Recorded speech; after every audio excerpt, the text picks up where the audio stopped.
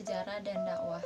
Sejarah berasal dari kata syajarah yang mempunyai arti pohon, yang mana sejarah ini mempunyai konotasi geologi dari pohon keluarga yang bermakna asal-usul.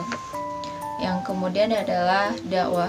Dakwah berasal dari kata da'a yad'u da'watan, yang berarti mengajak, memanggil, serta menyeru kepada kebaikan dan mencegah kepada kemungkaran.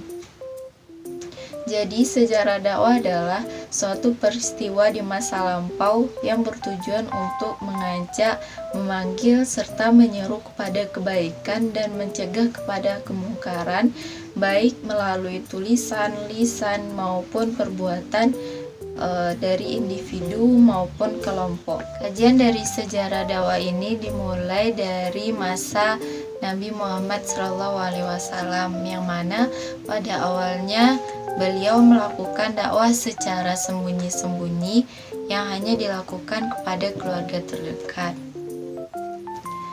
Lalu turunlah perintah dari Allah untuk melakukan dakwah secara terang-terangan. Hal ini mendapat berbagai respon dari umat dalam menerima apa yang disampaikan oleh Nabi Muhammad SAW. Kemudian dakwah berlanjut kepada masa Khulafaur Rasyidin, dinasti, serta adanya perjalanan dakwah dari Afrika dan Eropa. Lalu kemudian disusul dengan masuknya Islam atau dakwah itu sendiri di Indonesia. Di Indonesia pun banyak organisasi-organisasi yang bergerak di dalam dakwah. Contohnya adalah seperti Muhammadiyah, Nahdlatul Ulama, dan organisasi Islam lainnya. Sejarah dakwah ini berfokus kepada 4 kajian di dalam berdakwah.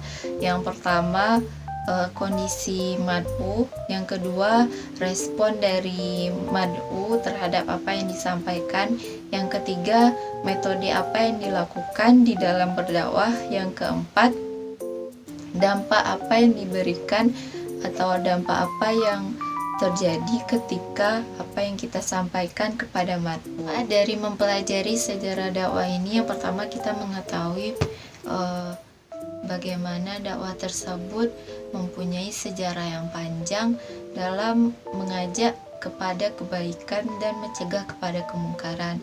Yang kedua, kita mengetahui bagaimana metode-metode yang digunakan oleh para dai atau para pendakwah terdahulu untuk melakukan dakwahnya.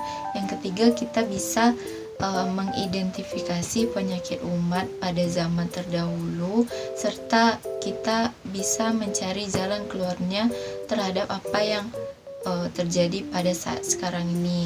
Cara dakwah ini membantu kita untuk mengetahui sejauh mana dakwah berkembang pada saat sekarang ini.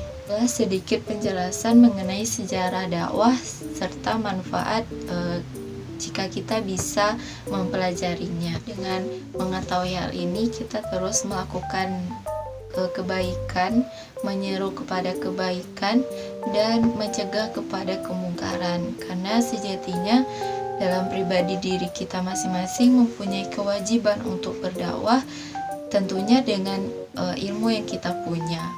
Terima kasih atas perhatiannya. Semoga bermanfaat untuk apa yang disampaikan. Wassalamualaikum warahmatullahi wabarakatuh.